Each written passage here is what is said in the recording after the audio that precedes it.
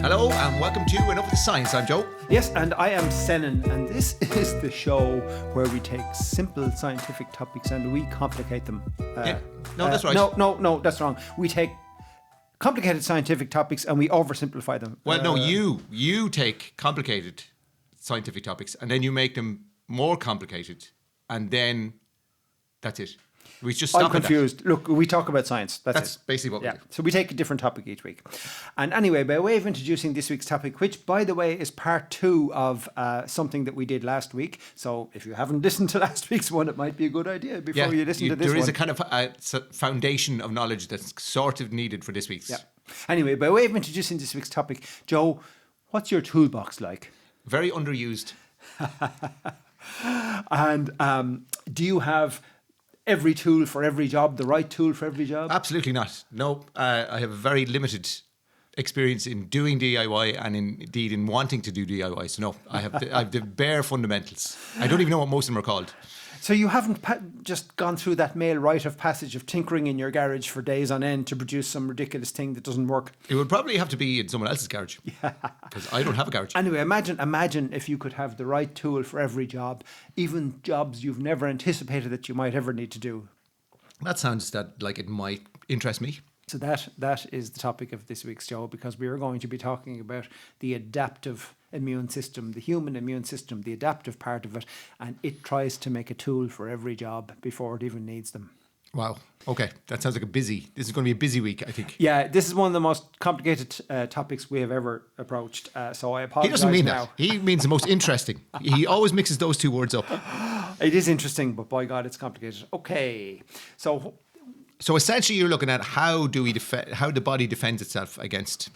We kind of spoke about that last week, but this week we're talking about how the body can anticipate what's coming down the line, things it never saw before, how it can target its response to exactly the right invader, and how it can remember that it did that once before. That sounds fairly simple. Yeah. So, I'm going to be using extensively today an analogy of a lock and a key, right? So, essentially, our immune system, the cells of our immune system, are seeking out and trying to grab onto invaders. And the invader has a kind of a chemical signature on the surface, which I'm going to call the lock. And we have like a chemical grapple that fits onto that particular chemical signature that I'm going to call the key. So you need a different key for each lock. So every invader has a unique lock on his surface.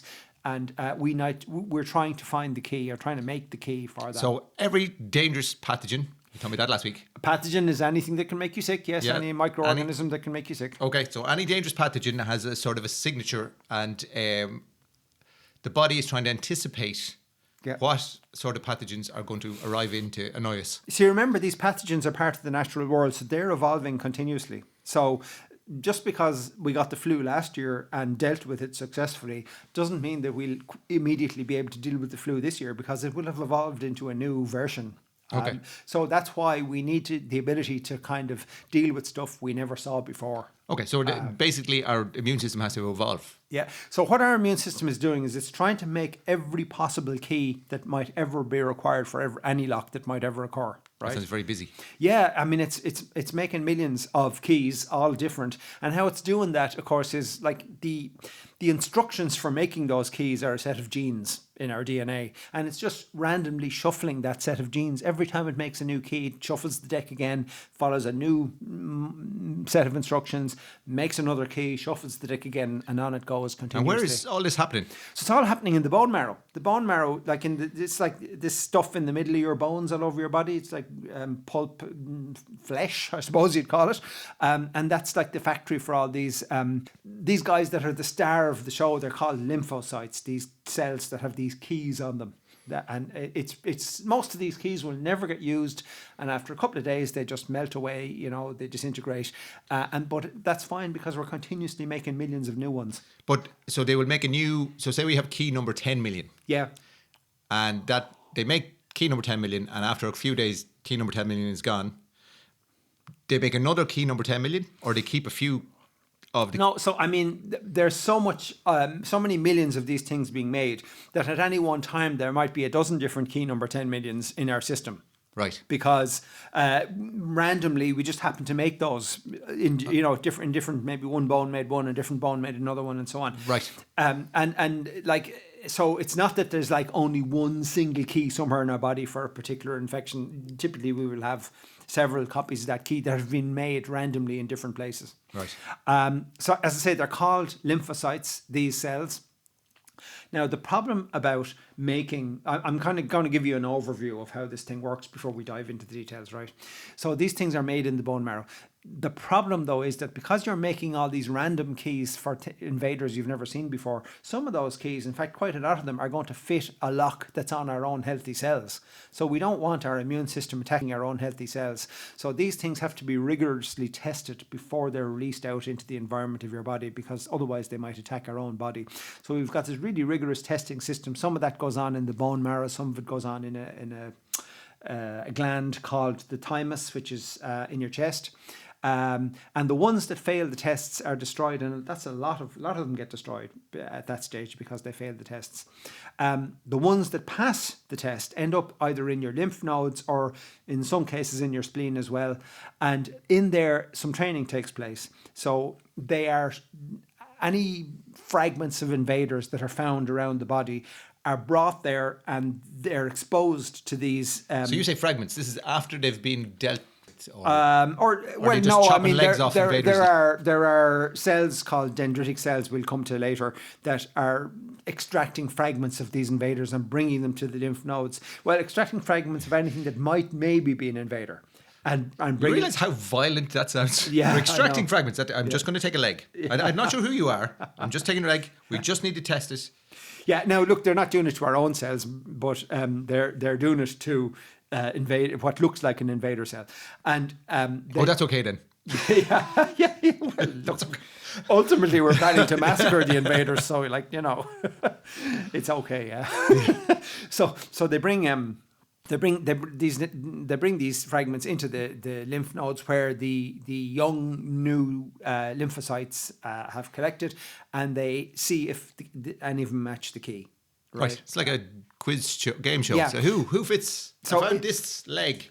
Who fits? So if they find a key, i.e. an immune cell that fits the lock, that means that we now know that there's an invader in the body, and the key cell, the lymphocyte that has the key, suddenly goes into overdrive, manufacturing thousands of copies of itself. To respond to that invader, and it's a targeted response. Every single one of those copies is able to has a key for that particular invader. There's a few different roles. These copies that have these keys go on to play various different roles. We'll talk about that. Then after the battle is won, most of them fade away and die off in a few days. All this army that we built up just to deal with that one invader.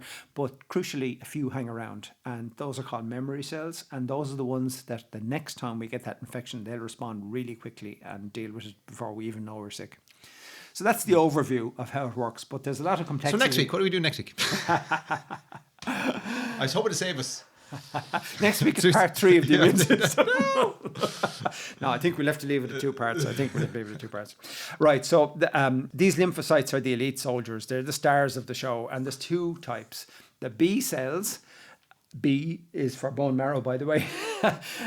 They're born in the bone marrow. They're tested in the bone marrow, and they mature, if the ones that survive the tests mature in the bone marrow.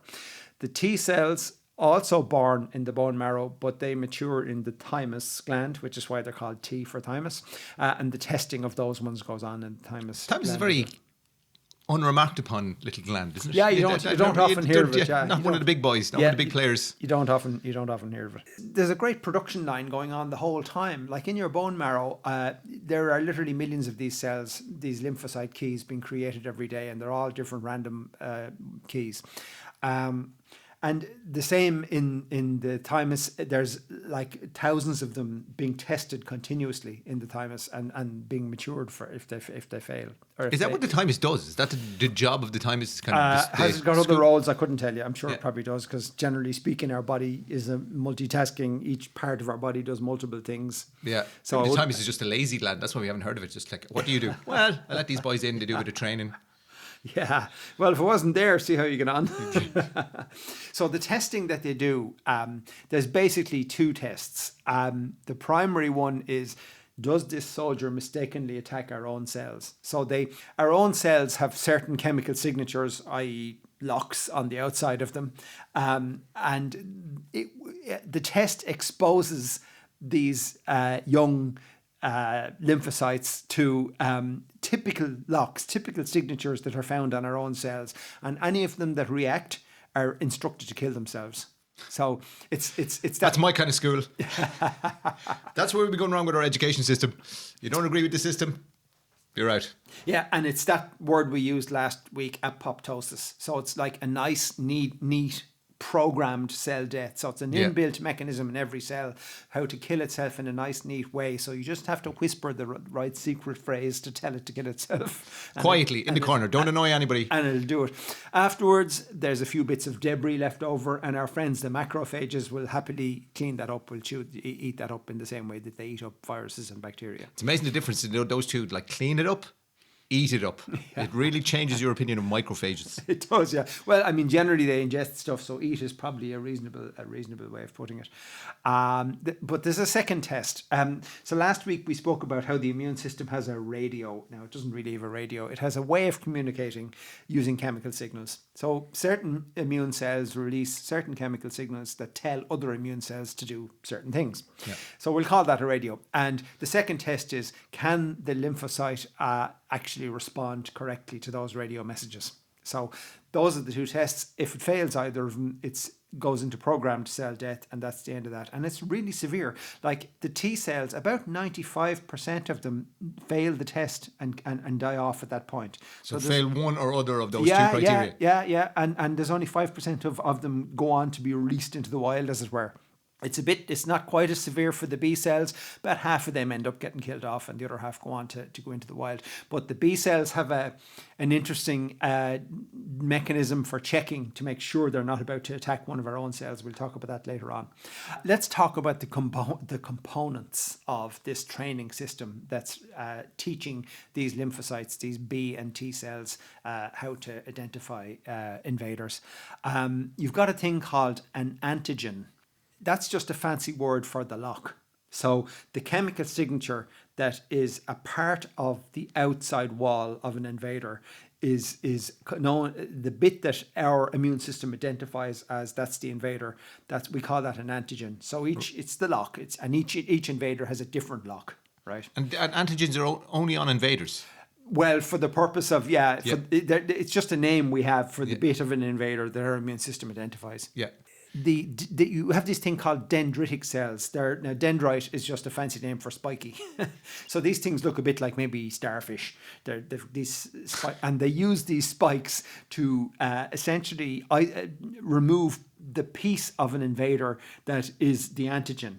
Right, so it's a very violent world. Yeah, they're collecting the bits of invaders that are antigens, and they bring them back to the lymph nodes. Which is where the training kind of takes place, of the training of the B and T cells kind of. So after the B and T cells have passed the test and get released from either the thymus or the bone marrow, they go to the lymph nodes primarily. Some of them go to the spleen, but the same thing happens in both places. These dendritic cells bring antigens, the locks from the invaders, and wave them around in the lymph nodes or in the spleen and say, hey, has anybody got a key for this? Right? So if somebody, i.e. a B or a T cell, has the right key, that's essentially the message that tells your immune system there's an invader here that we have identified that needs to be dealt with. So the B or T cell that has that key suddenly gets what they call activated, which essentially means he goes into overdrive and starts doing the thing he was born to do. Right? We'll come back to that in a minute. The lymph nodes, this is where most of this training goes on. They are small reservoirs about the size of a big pea. And you have clusters of them in various parts of your body where lymph, this clear fluid called lymph, collects. And what a lot of people don't know is there's a complete separate plumbing system for lymph. So we know we have blood vessels, arteries and veins, and that's the plumbing for the blood. But there's this other set of pipes going around our body for this clear lymph fluid that allows the immune system to circulate its components separate from the blood. And they connect up all these lymph nodes, these pipes. And that's kind of where the immune system training is taking place. Finally, another component, a guy we spoke about last week, and indeed we mentioned him earlier today, macrophages. So those are like the Pac-Men of the innate immune system. They're going around eating as many invaders as they can find. They actually have a secondary role with the adaptive immune system. A bit like our friends, the dendritic cells, the spiky guys we spoke about a minute ago. These macrophages will chop off the antigens, the locks, the identifying signatures of the invaders, display them on their back, on their outside. Wow, Vikings. But yeah, look at my necklace of ears. Yeah, that I collected from these guys. Yeah, and they're like as ferocious as Vikings too. It's a good analogy for them. What that does is nearby lymphocytes, so these are lymphocytes like B and T cells that have now been released out into your general system. They latch onto this. Their key fits into that lock, and that does two things. It confirms for the macrophage that yes, you really have found an invader, and it then provides assistance. So the lymphocyte, the B or the T cell, will release some helpful chemicals that make the macrophage much more efficient at killing this invader. There's this whole over and back interaction between different components of the system. Now, you've heard me talking at length about T and B cells. And if you want to interject here at any point, please do, because I'm going to run dry here. Sorry, I'm just back. So let's talk about what is the difference between these two different kinds of lymphocytes, the T cells and the B cells. So T cells need effectively to be taught in the lymph nodes and in the spleen about how to recognize an invader. Right, B cells don't need any teaching. They can recognize the invader after they've matured themselves. Right, however, they won't fully activate until a T cell comes over and confirms for them, yes, you really have found an invader. Oh, yes, you're good to go here. Yeah. Kill. So the T cells can decide on their own because they've been properly trained. The B cells have not got much training. They can still identify the invader probably, but they won't spring into action until a nearby T cell. They're too dangerous to be allowed to make their own decisions. I know a few people like that. Yeah, too naive. The T cells are kind of the command and control, the generals, the whole thing. There's a few different kinds we'll talk about in a minute. But the B cells are the factories for antibodies. Right. They also do a little bit of the teaching, a bit like the dendritic cells. They help to teach other lymphocytes about invaders, but their primary thing is the B cells are basically churning out billions of antibodies. And we'll come to antibodies in a while. They're different from antigens that we mentioned a while ago, but antibodies are another part of the whole response. This week's exit exam is going to be a doozy. What is this activation? You've heard me talking about T cells and B cells getting activated. That's when the key they have fits into a lock of an invader.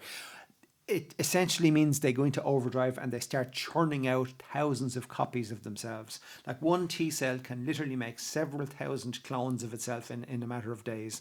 And of course, there will be more than one of them getting activated for any one infection.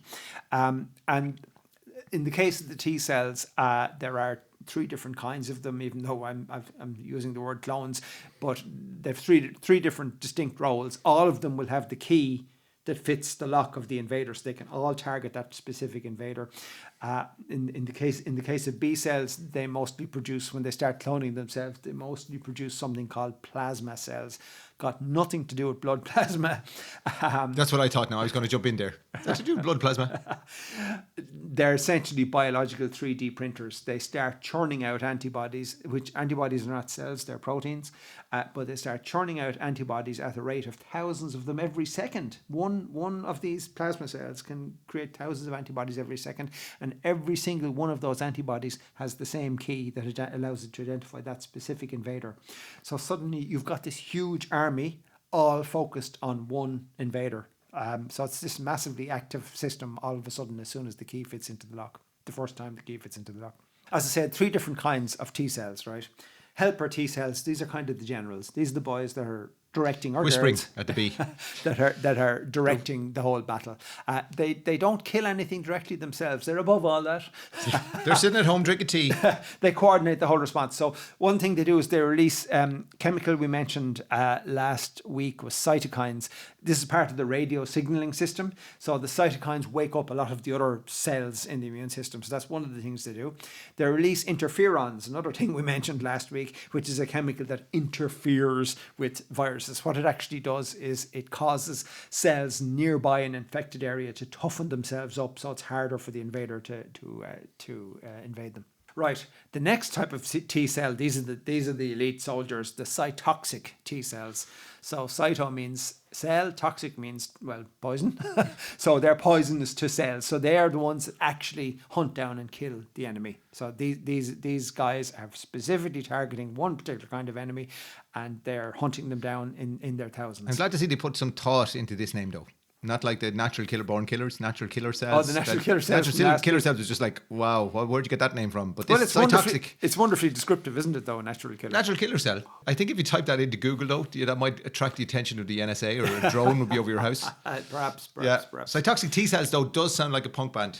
Yeah, do you know, actually, I can even imagine the dendritic spiky hair. Yes. So the cytotoxic T cells have, so their main function is to kill invading cells, but they can also do another interesting thing.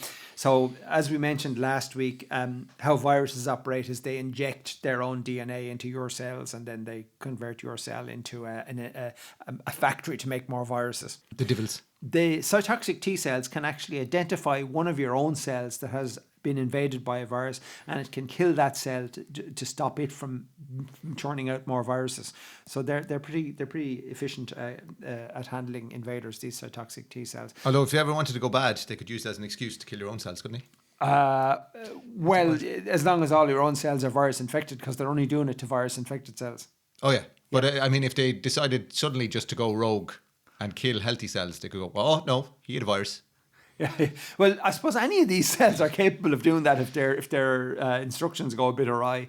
So maybe. I just can't. I'm at the point now where I can't believe someone hasn't kind of animated this. Yeah, it probably has been animated. You want to be some sort of Japanese anime, sort of ultra-violent type of cartoon.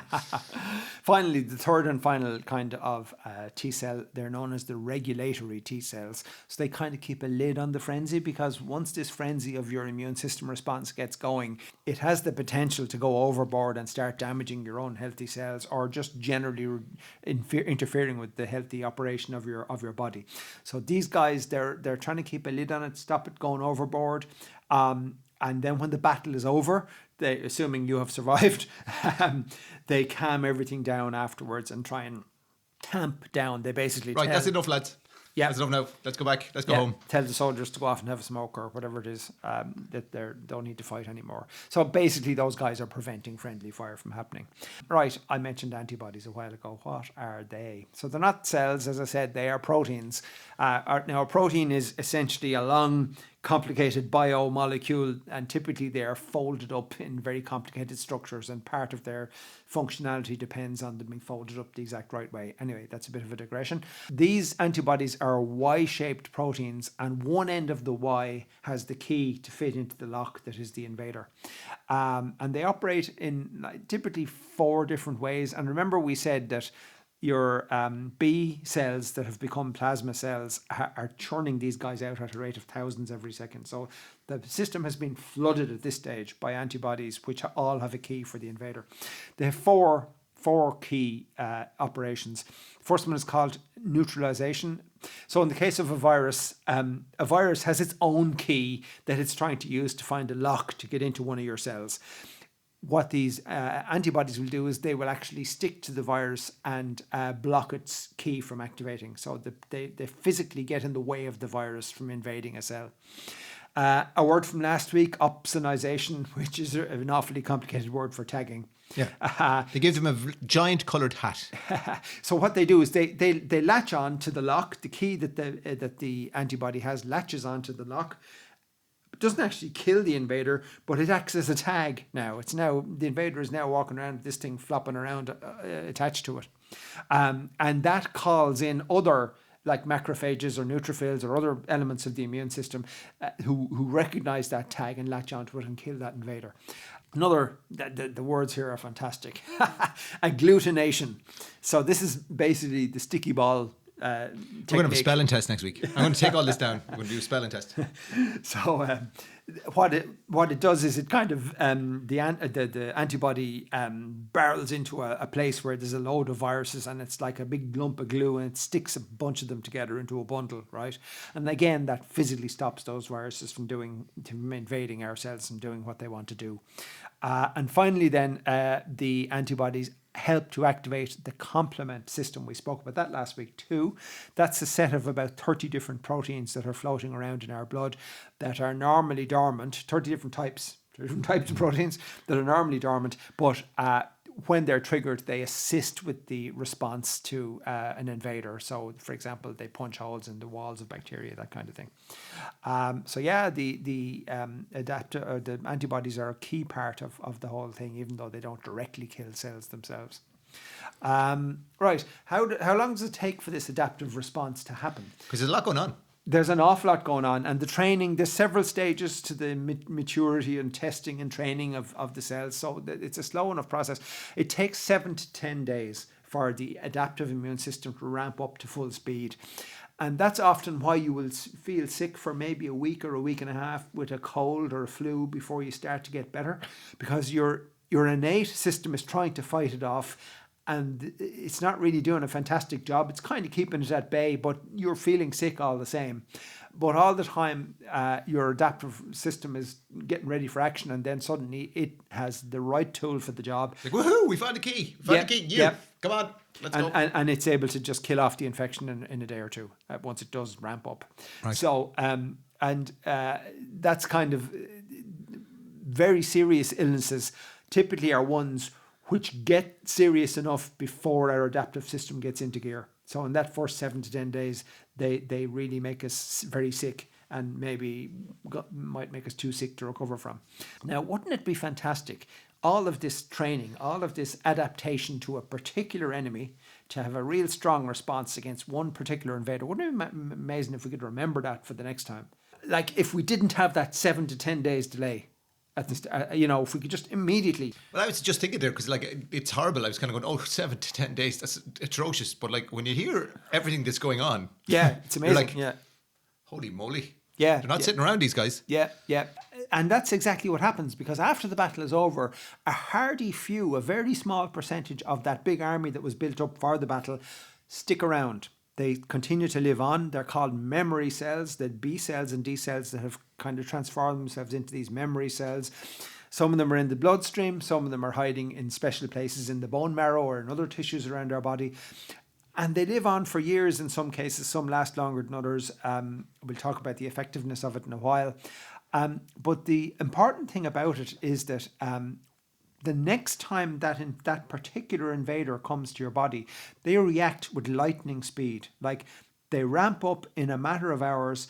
The response is typically stronger than it was the first time you had that illness. Even though it took 7 to 10 days to build up the response the first time, the new instant response is actually stronger. In almost every case, you're unaware you ever got sick. Like, they just deal with it in a matter of hours. You've no symptoms of being sick, and it's dealt with. And it depends on the illness, how long that so there's a couple of reasons why, like, different ones last for different amounts of time. And there's a couple of reasons because of that. You're probably aware, for example, COVID vaccinations typically are only expected to last for maybe 6 months or so. What? Yeah. Which is why you were getting a booster shot every now and again. It's also why there's a different flu vaccine every year.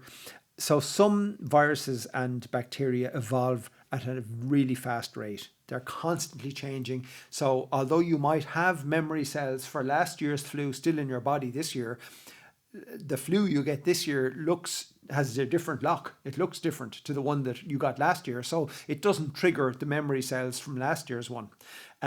Same with the common cold. That's why the cold makes us sick every time we get it. Well, at least the time we probably get it more often than we think we do, and the adaptive system deals with it sometimes. But sometimes it has evolved so different from the last time you had it that your memory cells don't get triggered. On the other side of that coin, there are certain viruses, say the polio virus, that one, it hardly evolves at all, and as a result, a vaccination. Oh yeah, we'll talk about vaccines in a minute, but they use this memory system. But as a result of vaccination, you had, when you were a child, still lasts into your adult years. And another one is the Spanish flu, which happened there about 100 years ago. There was people tested, people who maybe were children when the Spanish flu was around, and who maybe lived to be in their 80s. And their immune system was tested, and they were found to still have viable memory antibodies and memory cells. And it's linked to the severity of the virus. Like Spanish flu killed amount of people. I don't think so, because look at COVID. I mean, COVID, we don't retain the immunity for. So, and that was a pretty severe virus for a lot of people too. Yeah. Look, it's varied from one virus to another. But I touched on the whole thing of vaccines, and vaccines only work because of the memory cells, because these memory B and T cells. We're basically piggybacking on that system with vaccines. So what happens is you get injected with a weakened form of whatever the invader is, whatever the disease is. It's too weak to actually make you sick, or it might make you feel a bit off for a couple of days in some cases. In others, you mightn't feel anything at all. But it's enough to trigger our adaptive immune system to ramp up, start the battle. Then the battle is kind of over pretty quick and we don't really feel sick. But we now have the memory cells, because the battle created a few of these memory cells, and they are now going to hang around. And the next time, like if we get that illness for real, as opposed to the weak version we got out of the syringe, the next time they're going to immediately spring into action and deal with it. So that's basically what vaccines are doing. Yeah, so that is the story of our immune system. It's lazy system, isn't it? Doesn't do very much. Sits around all day. It's amazing when you consider all the things we have spoken about this week and last week. It's like a phenomenal amount. But that it's doing that all the time. For example, bone marrow. Your bones are just sitting there, and they do lots of amazing things to help you function as a standy-uppy person. They're basically scaffolding, and yet they have this. In the middle of them are these factories that are working day and night. Yeah, it's phenomenal. I mean, and there are so many dangerous bugs that we can't see floating around in the environment. I mean, if we didn't have this fantastic system, none of us would be alive, It's pretty thought-provoking stuff. Well, I'm sure everybody who's listening to the program is glad they're alive this week, because now they know so much more about why you're alive, and you should go out and appreciate it even more. Absolutely. Enjoy your life while you have it, because you've got this massive army working away silently to allow you have a nice, fun life. So it is amazing, all the millions and millions of things that have to go right to make you feel good today. Yeah. And that's before we even start about psychology. Yes, that's next week. We get back to depressing topics. Anyway, before we go, don't forget, you can find full transcript of this and every other episode on our website, enoughwiththescience.com. And that's the end of this week's show. Brilliant. Thanks very much. Good luck from me. Yes, and goodbye from Senan too.